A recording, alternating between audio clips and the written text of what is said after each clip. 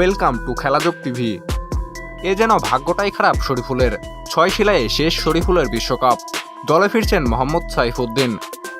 দর্শক, হার্দিক পান্ডিয়া শট ঠেকাতে গিয়ে হাতের তালুতে চোট পান দলের নির্ভরযোগ্য বোলিং মোহাম্মদ শরীফুল ইসলাম। এদিনে 3 ওভার 5 বল করে 26 রান দিয়ে তুলে নিয়েছেন একটি উইকেট।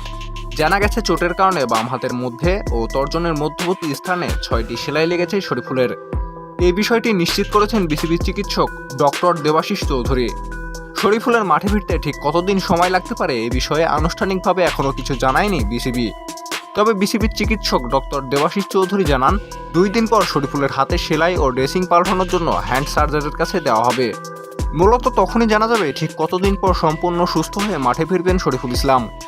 এদিকে ক্রিকবাজের প্রতিবেদনে বলা হয়েছে, সুস্থ হয়ে উঠতে অন্তত 1 সপ্তাহ সময় লাগতে পারে শরীফুলের। ফলে আগামী 7 জুন শ্রীলঙ্কার বিপক্ষে শরীফুলের খেলাটা সম্পূর্ণ অনিশ্চিত। এদিকে শরীফুলের মতো নির্ভরযোগ্য একজন বোলিং যদি দলে না থাকে, তাহলে তার বিকল্প হিসেবে দলে ফিরতে পারেন মোহাম্মদ সাইফুদ্দিন।